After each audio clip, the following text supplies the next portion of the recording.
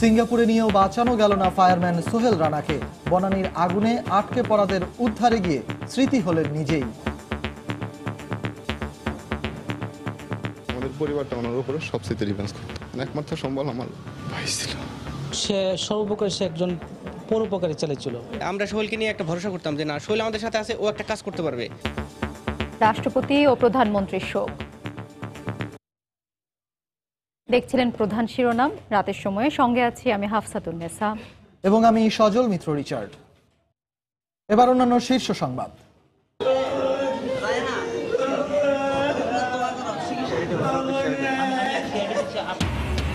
Live সাপোর্টে ফেনীতে আগুনে পুড়িয়ে দেয়া মাদ্রাসা ছাত্রী নুসরাত রাফি, চলছে সিঙ্গাপুর নেয়ার প্রক্রিয়া।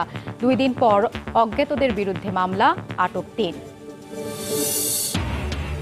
সেন্ট মার্টিনে বিজিবি মোতায়েনের দ্বিতীয় দিনেই শুরু হয়েছে স্থায়ী চেকপোস্ট বসানোর কাজ। সার্বভৌমত্ব রক্ষায় কার্যকর ভূমিকা রাখবে বলছেন বিশেষজ্ঞরা। মশায় অতিষ্ঠ রাজধানীবাসী। বর্ষা মৌসুমে ডেঙ্গু, চিকুনগুনিয়া ছড়িয়ে পড়ার আশঙ্কা। লোকবল সংকট সহ নানা সমস্যার দোহাই সিটি কর্পোরেশনের। মালয়েশিয়ায় শ্রমিকবাহী বাস খাদে পড়ে 5 বাংলাদেশি সহ নিহত 11, আহত আরও 33। স্বজনদের আহাজারি, দ্রুত লাশ দেশে আনার দাবি। এবং বৈশাখী আয়োজনে ব্যস্ত নগরগ্রাম। মানিকগঞ্জের সাটুরিয়ায় তৈরি হচ্ছে বর্ষবরণের নানা অনুষঙ্গ। দেশীয় নকশা ও হাতের কাজে আগ্রহ নারীদের।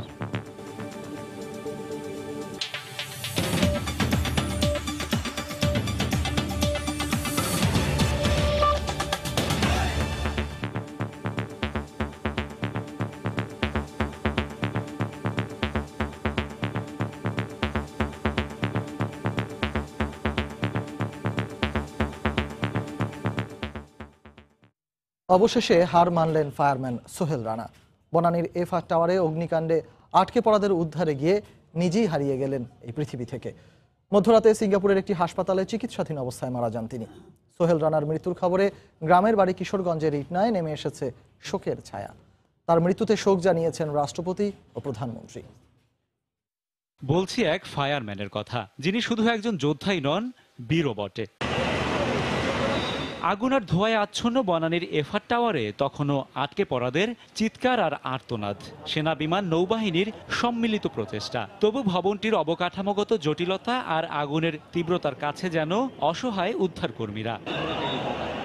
আটকে পড়াদের উদ্ধারে আনা হয় অত্যাধুনিক যন্ত্র, ল্যাডার। কয়েক ঘন্টার চেষ্টায় একে একে উদ্ধার হন বেশ কয়েকটি অসহায় প্রাণ। তবে উদ্ধারের এক পর্যায়ে ল্যাডারে সবাইকে তুলে দিয়ে নিজেই দাঁড়ানোর জায়গা পাননি আগুন যোদ্ধা সোহেল রানা। নিজের জীবনকে তুচ্ছ মনে করে ভেজা হাতে টিটিএল এর সিঁড়ি বেয়ে নিচে নামার চেষ্টা করতেই এক মুহূর্তের অসতর্কতা।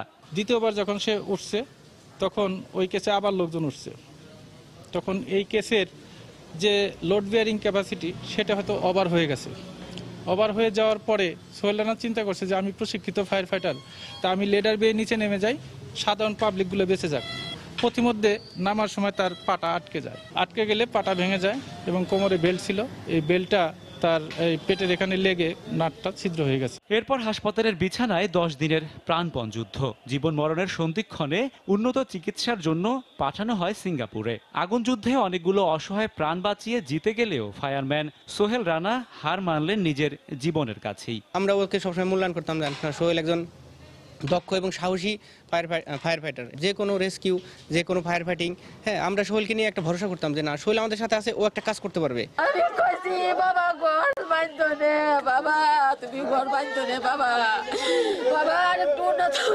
কিশোরগঞ্জের ইটনার কৃষক পরিবারের সন্তান সোহেল 2015 সালে যোগ দেন ফায়ার সার্ভিসে। ভাই বোনের সুখ আর স্বাচ্ছন্দ্যের জন্য নিজের সুখের দিকেও তাকাননি কোনোদিন। 4 ভাই বোনের মধ্যে সবার বড় সোহেলের উপার্জনে চলতো পুরো সংসার, মিটতো ছোটদের লেখাপড়ার খরচ। আমাদের পরিবারটা ওনার উপরে সবচেয়ে রিভেঞ্জ করতো। একমাত্র সম্বল আমার ভাই ছিল।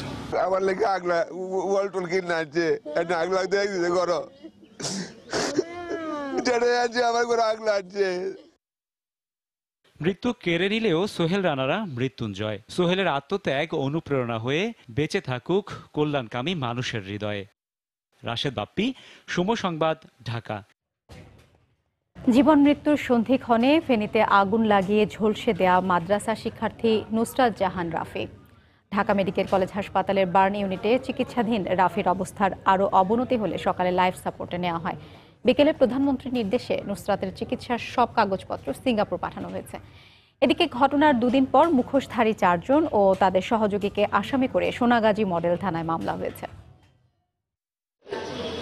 ফেনীর মাদ্রাসা শিক্ষার্থী নুসরাত জাহান রাফি পরীক্ষা দিতে গিয়ে এমন প্রতিহিংসার শিকার হবেন তা ভাবতেই পারছেন না স্বজনরা।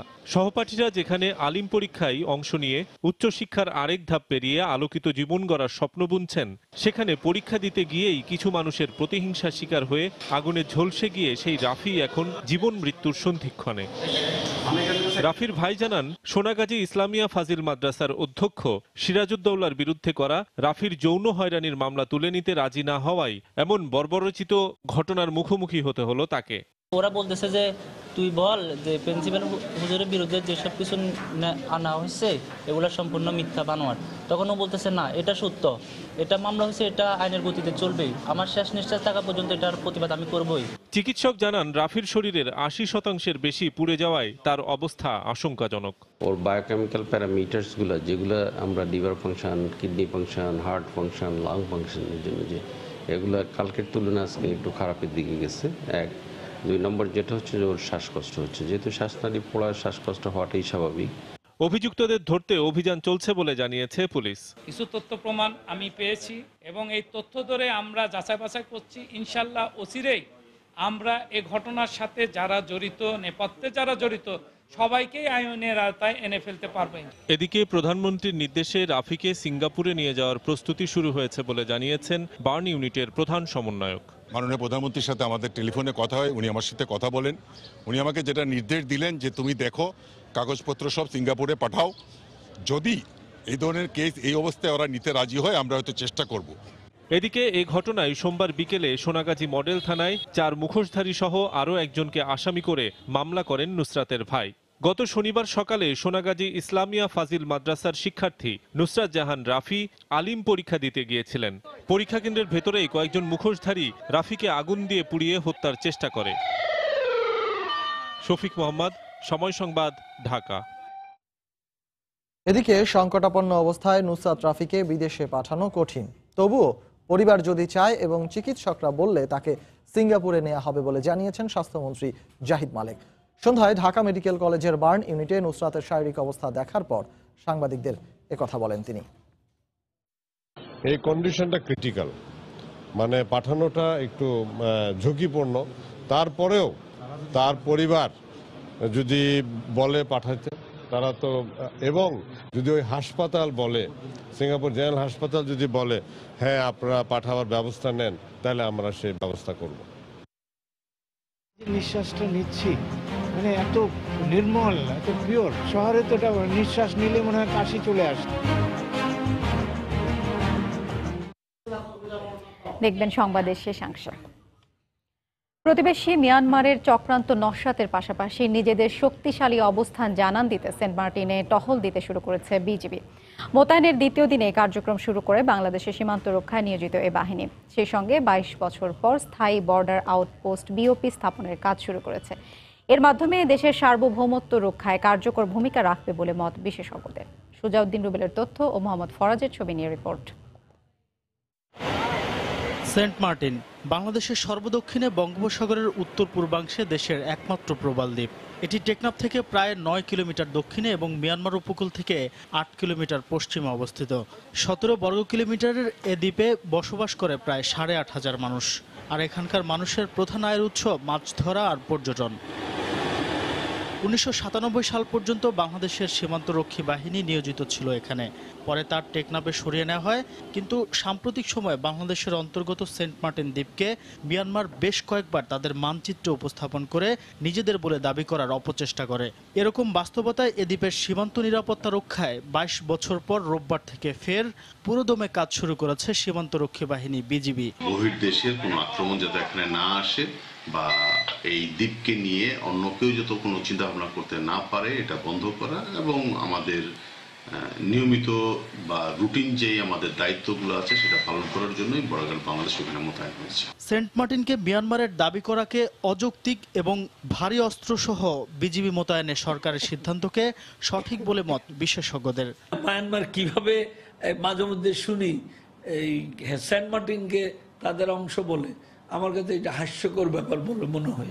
সরকার ওখানে বিজিবি মোতায়েন করেছেন, ভারী অস্ত্র মোতায়েন করেছেন, এটি আমাদের নিরাপত্তার জন্য খুব জরুরি ছিল এবং এটিকে পাশ কাটানোর সুযোগ ছিল না। আর জেলা প্রশাসক জানান, সীমান্ত নিরাপত্তা জোরদারে রাষ্ট্রীয় সিদ্ধান্তে সেন্ট মার্টিনে বিজিবি মোতায়েন করা হয়েছে। রোহিঙ্গারা এই মানব পাচারের শিকার হচ্ছে কিংবা যে স্মাগলিং এর পরিমাণটা দেখা যায় হয়তো ওই এরিয়া থেকে বেড়ে যাচ্ছে, আর সীমান্ত নিরাপত্তার জন্যই মূলত বিজিবি মোতায়েন করা হয়েছে। এখন কোস্টগার্ডের পাশাপাশি বিজিবি সদস্যরাও সীমান্তের নিরাপত্তায় দ্বীপটিতে দায়িত্ব পালন করবে। সময় সংবাদ, কক্সবাজার। রাতের সময় আরো থাকছে। চট্টগ্রাম বিশ্ববিদ্যালয় প্রশাসনের আশ্বাসে ছাত্রলীগের অবরোধ কর্মসূচি প্রত্যাহার, দিনভর বন্ধ শাটল ট্রেন।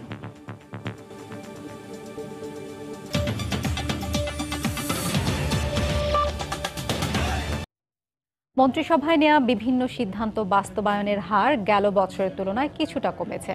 সকালে প্রধানমন্ত্রী শেখ হাসিনার সভাপতিত্বে অনুষ্ঠিত মন্ত্রিসভার নিয়মিত বৈঠকে এ সংক্রান্ত প্রতিবেদনে জানানো হয়, চলতি বছরের জানুয়ারি থেকে মার্চ পর্যন্ত বাস্তবায়িত সিদ্ধান্তের হার 66.67%। সকালে প্রধানমন্ত্রীর কার্যালয়ে সরকার প্রধান শেখ হাসিনার সভাপতিত্বে অনুষ্ঠিত হয় মন্ত্রিসভার নিয়মিত এ বৈঠক। এতে মন্ত্রিপরিষদ বিভাগ থেকে নেওয়া সিদ্ধান্ত বাস্তবায়নের হার নিয়ে ত্রৈমাসিক প্রতিবেদন উপস্থাপন করা হয়। বৈঠক শেষে সচিবালয়ে মন্ত্রিপরিষদ সচিব সাংবাদিকদের এ তথ্য জানান। এছাড়া আগুনের ঝুঁকি মোকাবিলায় প্রশাসনের কেন্দ্রবিন্দু সচিবালয়ের অগ্নি নির্বাপক সরঞ্জামগুলো নবায়ন করা হচ্ছে জানিয়ে সচিব বলেন, আগুনের ঝুঁকি তেমন না থাকলেও ভূমিকম্পের যথেষ্ট ঝুঁকি রয়েছে সচিবালয়ের 1 নম্বর ভবনে। আগামীতে ভবনটি ভেঙে নতুন বহুতল ভবন নির্মাণে সরকারের পরিকল্পনা আছে বলে জানান মন্ত্রিপরিষদ সচিব।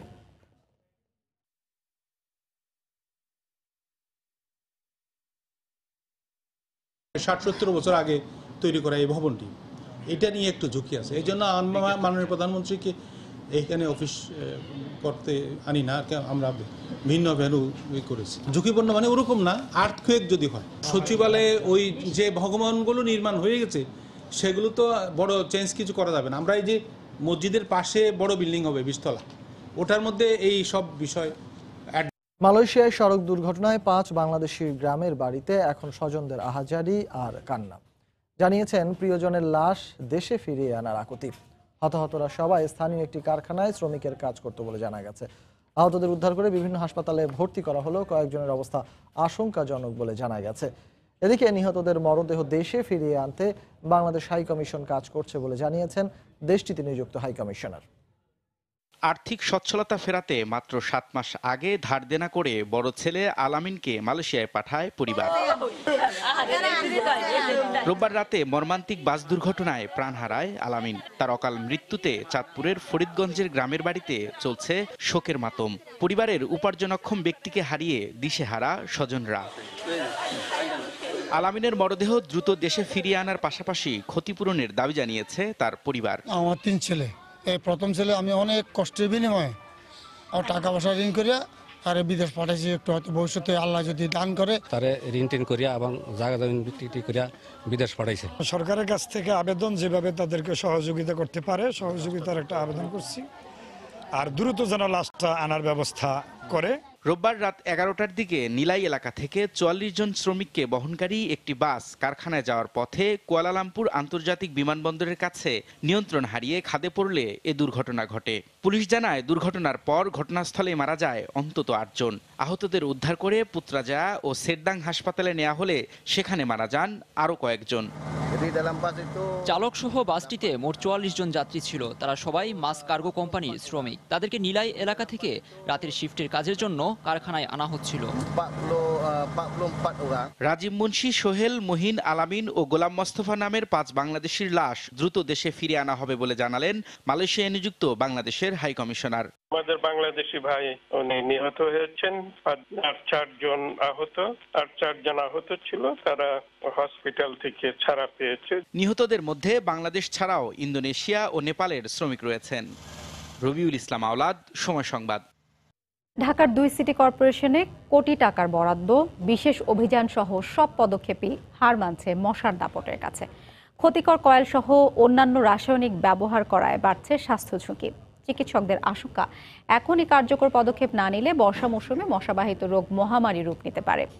সিটি কর্পোরেশনের দাবি, কর্মী সংকট ও প্রশাসনিক জটিলতার কারণে নবগঠিত ওয়ার্ড, বিমানবন্দর ও কয়েকটি আবাসিক এলাকায় কাজ করতে পারেন না তারা। মিজানুর রহমান খবিরের রিপোর্ট। হযরত শাহজালাল আন্তর্জাতিক বিমানবন্দরে মশা নিধনের ওষুধ ছিটানোর আধা ঘন্টা পরের দৃশ্য এটি। এখানে আগতরা মশার অত্যাচারে অতিষ্ঠ দীর্ঘদিন যাবৎ। বিপুল পরিমাণ জলাশয় ও খোলা জায়গার কারণে পুরো বিমানবন্দরই যেন মশার অভয়ারণ্য। এখানে জন্ম নেওয়া মশা ছড়িয়ে পড়ে উত্তরা সহ রাজধানীর বিভিন্ন এলাকায়। আসরের নামাজের পরে থেকে যে মশাটা লাগে সারা রাত্র মৌমাছির মতন ধরে। পৃথিবীর কোথাও এরকম মশা নাই, এই বিমানবন্দরে যে মশা। উত্তর ও দক্ষিণ সিটি কর্পোরেশন এলাকার 129টি ওয়ার্ডের মধ্যে মশা দমন অভিযান চলে মাত্র 93টিতে। ওয়ার্ড প্রতি 4 থেকে 5 জন কর্মী কাজ করে বলে সব জায়গায় প্রয়োজনীয় পরিমাণ ওষুধ ছিটানো সম্ভব হয় না। ফলে জলাশয় আর ড্রেনগুলোতে মশার উপস্থিতি বাড়ছে ব্যাপক হারে। যে ধোঁয়াটা যে নাকে মুখে যায় ওইটা তো মনে করেন খুবই ক্ষতিকর।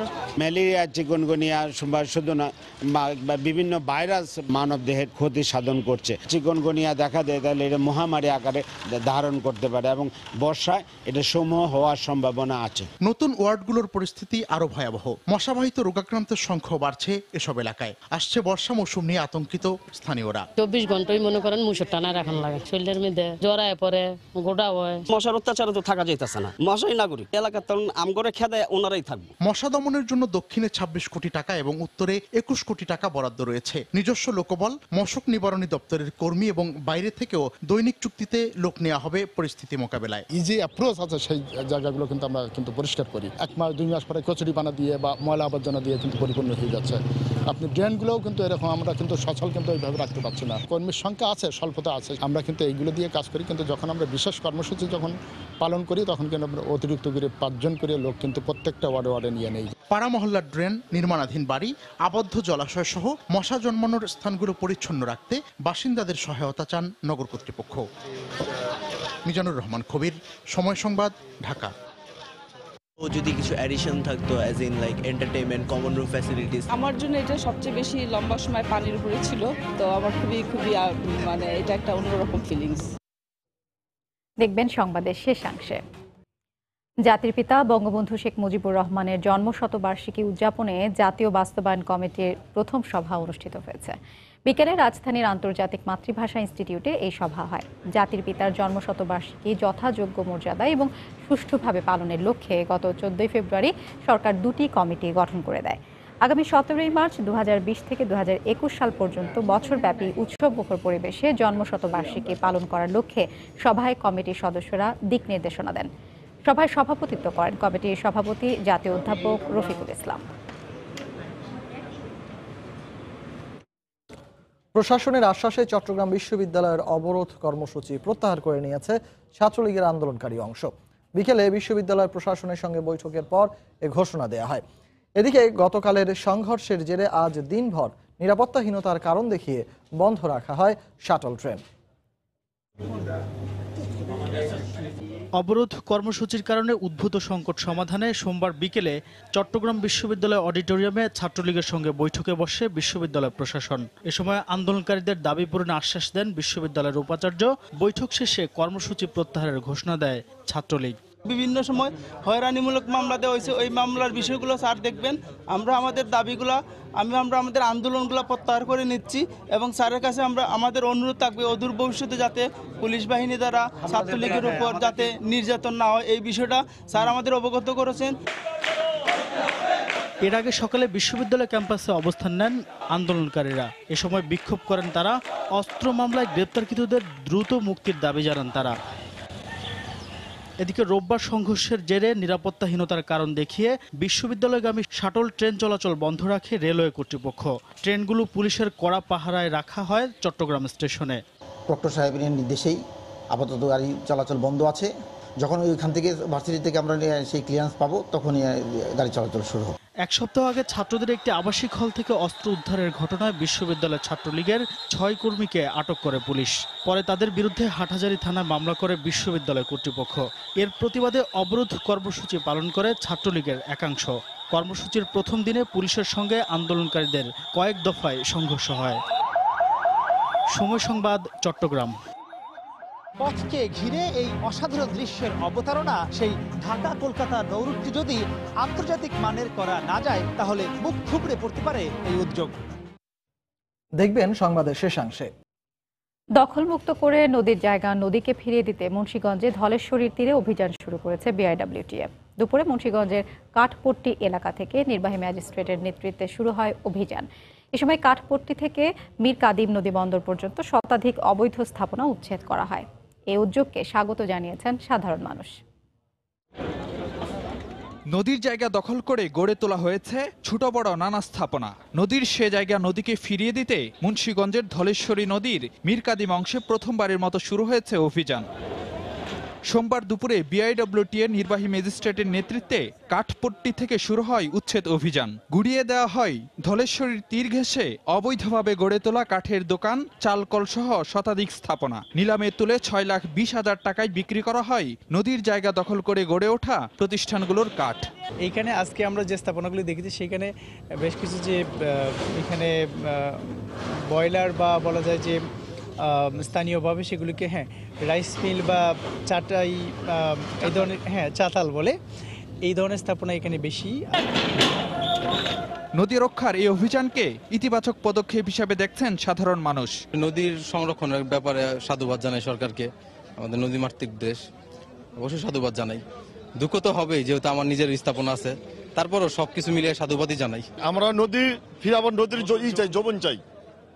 আমার নদীটারে ফিরাবার আমরা সৌন্দর্যভাবে দেখতে চাই। নেক্সট আবার দখল না করতে পারে সেটা যেন আইন শৃঙ্খলা বাহিনী সেরকম প্রস্তুতি নেয়, যেমন আর কোনো দখল না করতে পারে। বিআইডব্লিউটিএ বলছে উদ্ধার হওয়া জায়গা যেন আবারও কেউ দখলে না নিতে পারে, সেজন্য ওয়াকওয়ে নির্মাণ, বনায়ন সহ বিভিন্ন প্রকল্প হাতে নেওয়া হবে। আমাদের 30টি নদী বন্দর ঘিরেই সরকারের একটি মহাপরিকল্পনা রয়েছে। হোগলাচর হতে আপনার বেতকা পর্যন্ত যে পুরো পোর্ট লিমিট আছে, এই পোর্ট লিমিট ঘিরে ওয়াকওয়ে হবে, বনায়ন হবে, রাস্তা হবে।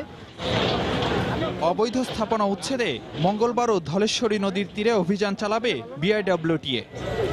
ফারুক ভূঁইয়া, রবিন, সময় সংবাদ, মুন্সিগঞ্জ। বৈশাখী কেনাকাটায় জমে উঠেছে রাজধানীর বুটিক্স হাউসগুলো।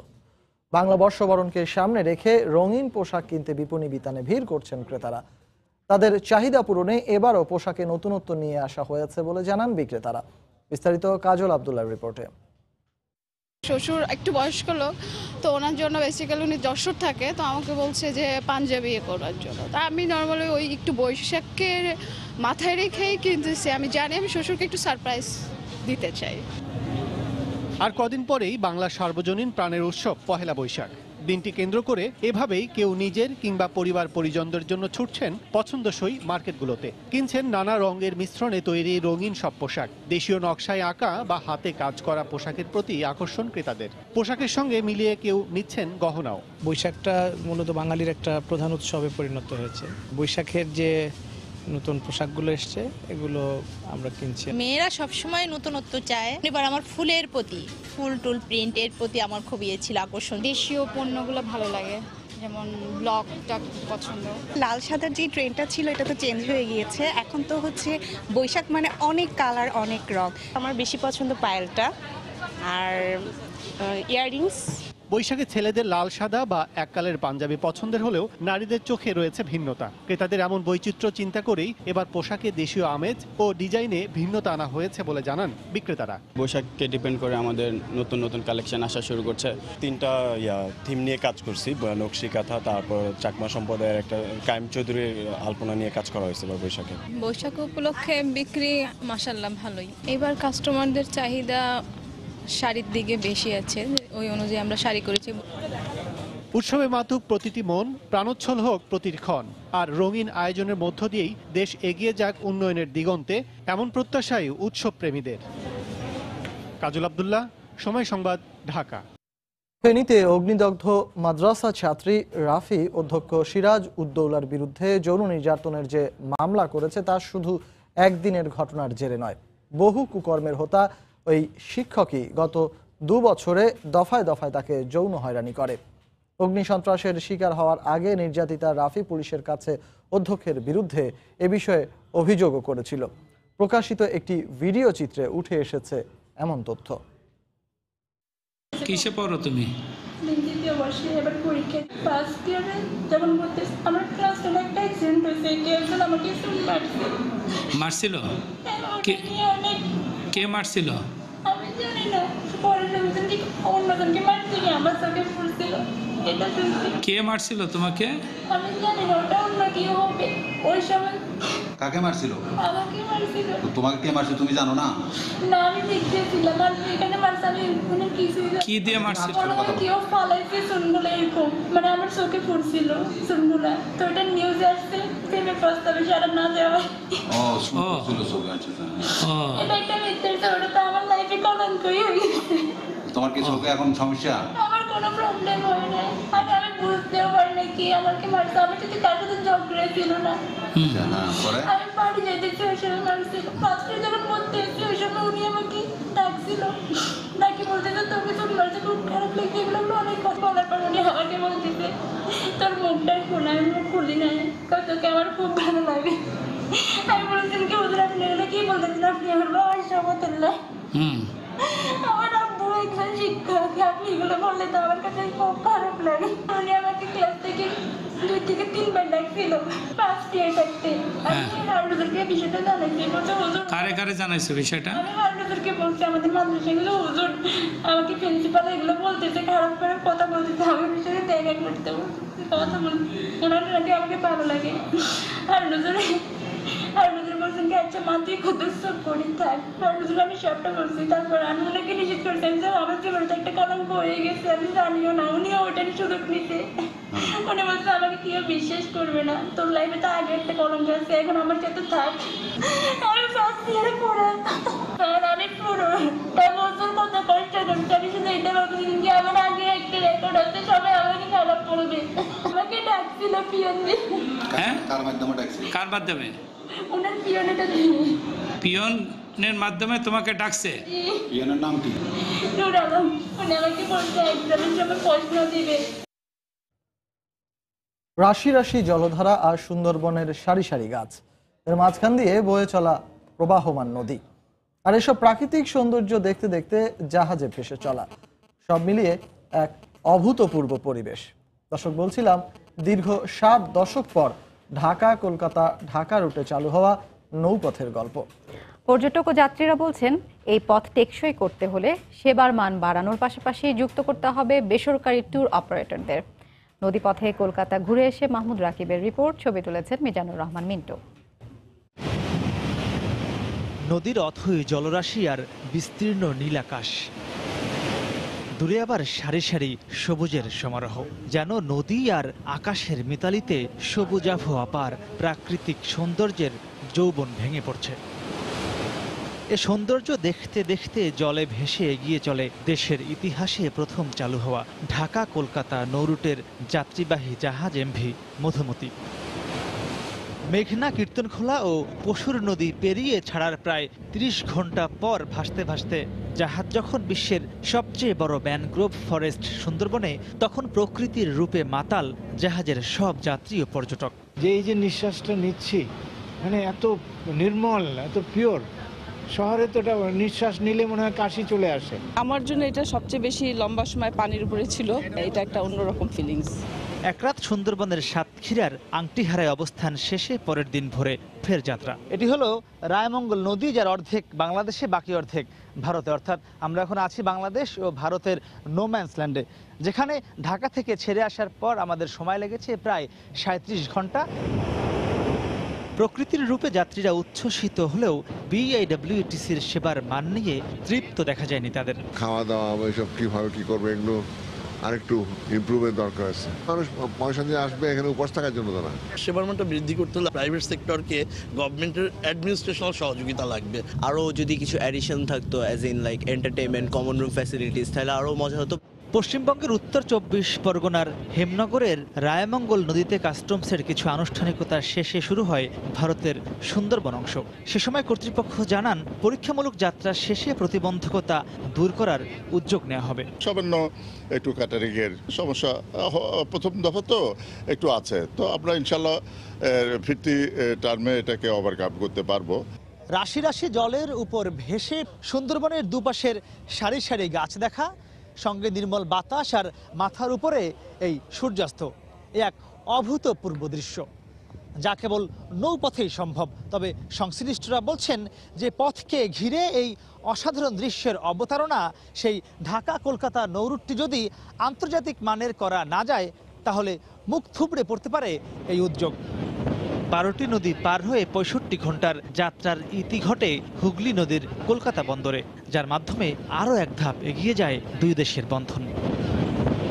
মাহমুদ রাকিব, সময় সংবাদ, কলকাতা, পশ্চিমবঙ্গ। এ পর্যায়ে শীর্ষ সংবাদ জানিয়ে দিচ্ছি আরেকবার।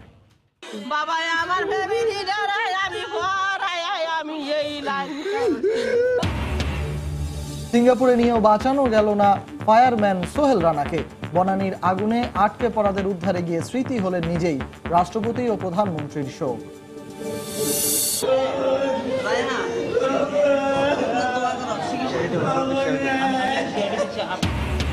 লাইভ সাপোর্টে ফেনীতে আগুনে পুড়িয়ে দেয়া মাদ্রাসা ছাত্রী নুসরাত রাফি, চলছে সিঙ্গাপুর নেয়ার প্রক্রিয়া।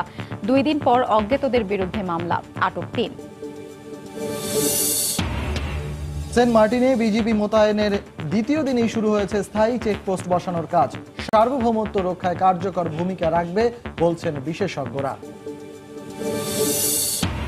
এবং বাংলা নববর্ষ সামনে রেখে জমজমাট রাজধানীর বুটিক্স হাউসগুলো। বৈশাখী মেলার অনুষঙ্গ তৈরিতে ব্যস্ত কারিগররা। এই ছিল রাতের সময়ে। আপনার মোবাইলের সময় সংবাদ দেখতে ও সকল খবর পেতে ডাউনলোড করুন সময় অ্যাপ। সঙ্গে থাকুন সময়ের।